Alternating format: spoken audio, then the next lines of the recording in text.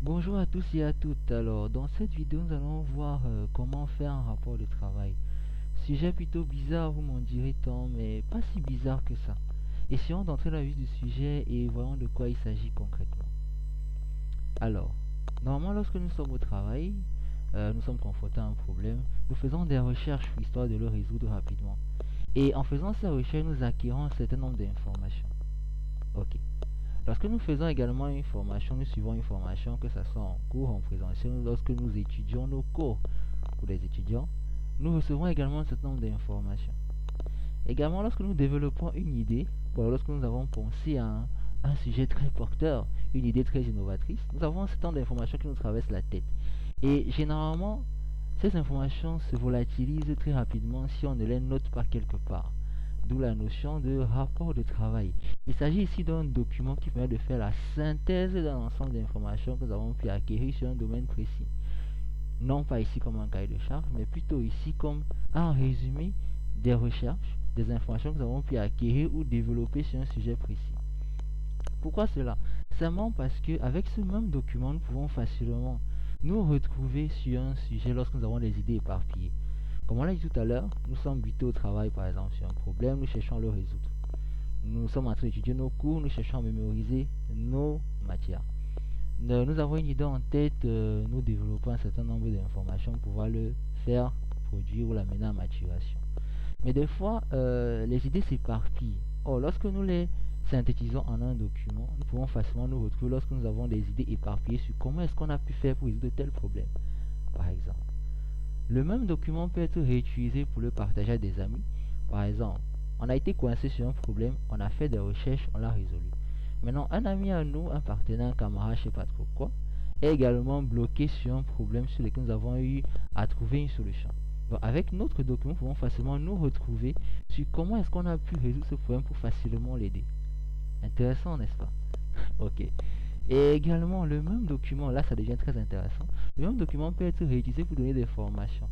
Là, il ne s'agit plus de dire, ok, j'ai fait des recherches, j'ai résolu un problème. Non, j'ai fait des recherches, j'ai résolu un problème et je peux le partager pour me faire un peu d'argent. C'est super ça, n'est-ce pas? Pas mal. Oui, mais c'est pas vraiment le but de notre vidéo. Allons-y un petit peu plus loin. Il s'agit ici de pouvoir permettre à quiconque de pouvoir rédiger un rapport de travail, une fiche de notes, comme on a l'habitude de l'appeler. Donc, en résumé, pourquoi faire un rapport de travail? C'est très simple. En récapitulatif, pour se rappeler rapidement de ce qu'on a pu apprendre sur un sujet, sur un problème, ainsi de suite. Également, pour aider rapidement une personne dans le besoin, comme on l'a dit tout à l'heure, on a été confronté à un problème, on a fait des recherches, on a trouvé une solution, on l'a noté. Du coup, si on tombe sur une personne qui est confrontée à ce même problème, il sera facile pour nous de pouvoir l'aider. Et dans la même lancée, pour aller un petit peu plus loin, on pourra aller à donner donc des formations gratuites ou payantes, cela dépendra de vous, pour pouvoir avoir un peu de sous et facilement dispenser des cours. Ça nous permettra nous-mêmes de travailler sur nous-mêmes et sur la façon dont on peut comprendre un sujet ou un domaine. Également, on peut aller plus loin, faire un rapport de travail, une fiche de notes, permet également d'améliorer ses aptitudes de saisie et de recherche. Donc, parce que lorsqu'on est confronté à un problème ou lorsque nous faisons des recherches sur un sujet, nous tâtons un peu sur le terrain. Mais avec le temps, à force de répéter chaque fois les mêmes choses, on devient un peu plus fin dans les recherches, un peu plus rapide dans les saisies, et ça nous fait gagner en aptitude. N'est-ce pas très intéressant? Ok, donc une fois cela dit, essayons d'aller un petit peu plus loin. Les types de rapports de travail. Nous avons vu ici l'utilité d'un rapport de travail, pourquoi est-ce qu'il est bon de faire un rapport de travail, une fiche de notes. Maintenant, comment est-ce qu'il est bon d'en faire un? Quels sont les types de rapports de travail qu'on peut faire en fonction de notre domaine? Parce que je répète ici, ce n'est pas calé à un certain type de domaine, ça s'applique à n'importe quel domaine d'activité, qu'il soit manuel, informatique ou autre. Il s'agit ici juste de faire la synthèse des informations qu'on a pu acquérir sur comment, par exemple, réaliser un processus, comment résoudre un problème, et ainsi de suite, histoire de ne plus avoir à trop chercher lorsque nous serons confrontés aux mêmes difficultés. Voilà. Donc, parmi les types de rapports de travail, nous avons les fiches à idées. Il s'agit ici des fiches assez simplistes qui permettent de noter rapidement les informations qu'on a pu avoir. On peut l'illustrer assez facilement par un exemple comme celui-ci. Je prends par exemple mon cas à moi. Je suis une formation sur Open Classroom sur le framework Django et j'ai eu à noter certaines informations de process qui me permettaient de réaliser certaines tâches. Donc voilà un peu deux éléments si j'ouvre celui-ci par exemple. comme ça. Vous voyez là, en gros, un ensemble d'informations sur comment réaliser tel ou tel processus. Par exemple, installation de Django Admin, démarrage de Django, étape par étape. Vous voyez, j'ai essayé un peu de scinder en numéros de façon à ce que succinctement je sache ce qu'il faut faire lorsque par exemple je dois démarrer avec Django. Donc, ce qui fait que la prochaine fois que j'aurai à créer un projet Django, je n'aurai plus à trop réfléchir, il sera juste de suivre le petit canevas que j'ai eu à mettre en place rapidement. N'est-ce pas intéressant? Ok. Donc, en revenant donc sur notre petite formation, donc, parmi les types de rapports de travail, on a les fiches ID, dont on vient d'illustrer un exemple.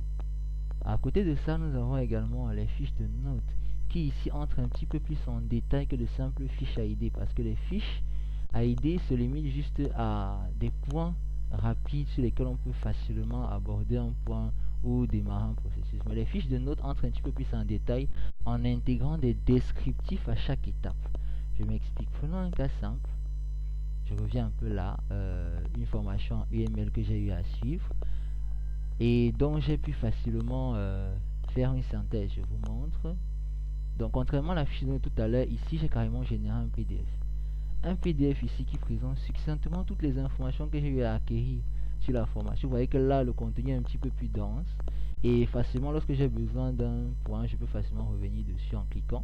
Et là, j'ai le contenu. Vous voyez que là, ce n'est plus juste de simples points 1, 2, 3 que j'ai eu à énumérer, mais plutôt toute une hiérarchie de textes que j'ai eu à mettre en place pour résumer la formation que j'ai pu faire. Ce qui fait que lorsque je serai confronté ou buté sur comment est-ce qu'on a pu faire ceci, c'est quoi un UML, c'est quoi la modélisation, au lieu d'aller recommencer sur la formation, chercher là où je vais trouver la réponse à ma question, je viens plutôt dans mon document, celui que j'ai écrit, qui résume ma manière d'avoir pu aborder et comprendre la formation, pour pouvoir facilement trouver une solution à mon problème.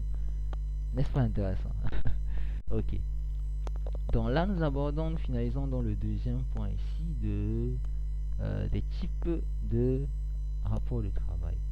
Donc on va fermer ça histoire de se libérer et on revient. Donc là nous avons abordé les fiches ID, les fiches de notes. Le dernier point ici, c'est ce qu'on appelle les rapports complets. Bon, les rapports complets, j'ai appelé ça de façon banale, hein, histoire de permettre à chacun de se retrouver. Dans les rapports complets ici, en dehors des deux précédents, c'est un résumé complet de ce qu'on a pu recueillir comme information. Il ne s'agit pas ici de lister des points à tort et à travers ou encore d'entrer un peu seulement en détail, mais de rédiger tout un rapport complet.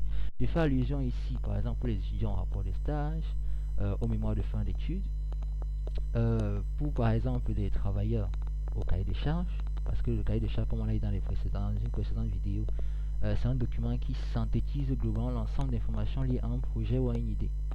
Oui, qui peut être présenté à une institution, une organisation ou même un collègue, une connaissance, ainsi de suite, histoire de permettre à la personne soit de nous comprendre, nous accompagner dans notre idée. Donc les rapports complets ici sont ceux-là qui nous aident à généraliser un ensemble d'informations qu'on a pu avoir sur un sujet, sur un domaine. En termes d'illustration, essayons d'aller un petit peu plus loin. Là, nous avons par exemple un rapport de stage qui décrit ici les informations qu'on a pu avoir. Donc, vous voyez là, il y avait une première page de couverture. Et nous avons là donc une structure hiérarchique. Donc là, c'est un rapport de stage. Il y a également des mémoires de fin d'études. Tout dépend ici du domaine d'activité et de la structuration qui est imposée par rapport au type de document qu'on veut réaliser. Donc là, ce qui me concerne ici, je fais un rapport de travail qui présente ici succinctement. Si je prends le cas de mon texte, il s'agit ici de mettre en place un système de veille informationnelle. Donc ici, il est question de pouvoir facilement, je dis bien facilement, retrouver la procédure de mise en place d'un système de veille informationnelle de A à Z. Bien sûr, ça c'était le cas d'une entreprise, bien évidemment. Donc avec ce document, c'est plus juste une boîte à idées, ce n'est plus juste une fiche de notes, mais c'est carrément un document synthétique qui présente de A à Z une procédure de réalisation ou de résolution d'un problème. Et bien sûr, ce type de document accompagné d'un PowerPoint, parce que là, il s'agit d'un rapport, il ne s'agit pas juste d'un simple document comme ça fait en l'air en l'air. Donc, globalement, pour couper court, voilà un peu les types de rapports de travail qu'on peut se permettre de réaliser. Simplement, on peut avoir les fiches ID, on peut avoir les fiches de notes, on peut avoir les rapports complets. Tout ici dépend juste simplement du besoin et de la manière dont on peut appréhender un problème. Certaines personnes peuvent être à l'aise avec les fiches à idées, d'autres peuvent être à l'aise avec les fiches de notes, d'autres peuvent être encore à l'aise, et là parfois ça ne dépend même pas de nous.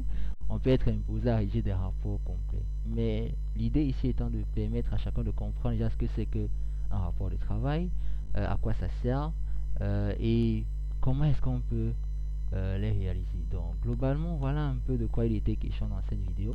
Merci de m'avoir regardé jusqu'à la fin. Dites-moi en commentaire ce qui vous a plu, ce qui vous a pas plu, ce que vous auriez souhaité avoir en plus de ce qui a été dit.